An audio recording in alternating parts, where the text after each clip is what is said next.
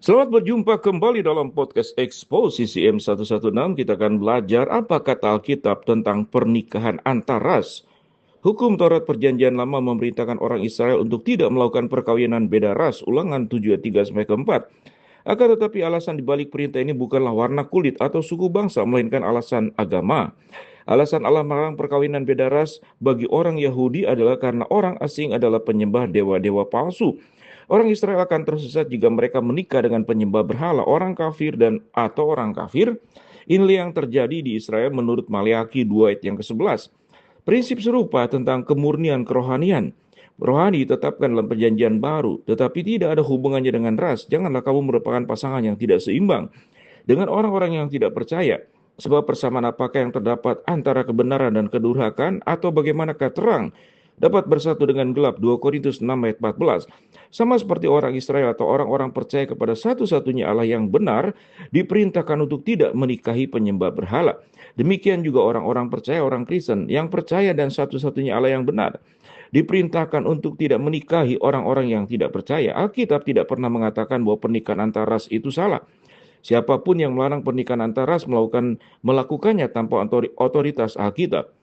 Seperti yang telah dicatat, seseorang harus dinilai berdasarkan karakternya, bukan berdasarkan warna kulit. Tidak ada tempat dalam kehidupan orang Kristen untuk pilih kasih berdasarkan ras. Yakobus 2 ayat 1 sampai 10. Faktanya, perspektif Alkitabiah adalah bahwa hanya ada satu ras, ras manusia, dengan semua orang yang merupakan keturunan Adam dan Hawa. Ketika memilih pasangan seseorang Kristen, pertama-tama harus mencari tahu apakah calon pasangannya dilahirkan kembali oleh iman kepada Yesus Kristus.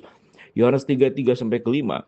Iman kepada Kristus bukan warna kulit adalah standar Alkitabiah untuk memilih pasangan.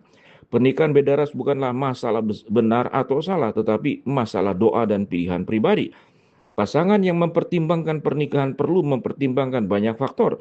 Sementara perbedaan etnis tidak boleh diabaikan. Ini sama sekali tidak boleh menjadi faktor penentu apakah pasangan harus menikah. Pasangan beda ras mungkin menghadapi diskriminasi dan ejekan, dan mereka harus siap untuk menanggapi prasangka tersebut dengan cara yang alkitabiah.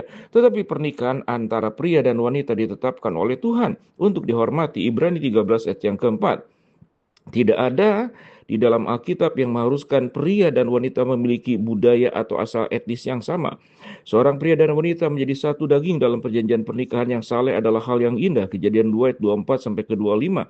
Pernikahan tidak hanya berfungsi sebagai fondasi masyarakat, tetapi juga mencerminkan hubungan Allah dan umatnya.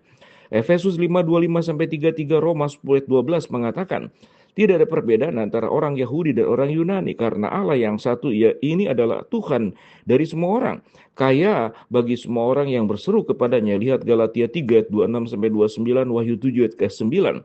Berbicara tentang orang Yahudi dan orang Yunani, Efesus 2 ayat 15 sampai 16 mengatakan, ia bermaksud menciptakan dua orang menjadi satu manusia baru di dalam dirinya, dan dengan itu mengadakan damai sejahtera, dan untuk memperdamaikan keduanya di dalam satu tubuh dengan Allah melalui salib, dengan melenyapkan persekutuan pada salib itu. Pernikahan beda ras Kristen dapat menjadi ilustrasi yang kuat untuk kesetaraan dan kesatuan kita di dalam Kristus. Itulah podcast Eksposisi M116.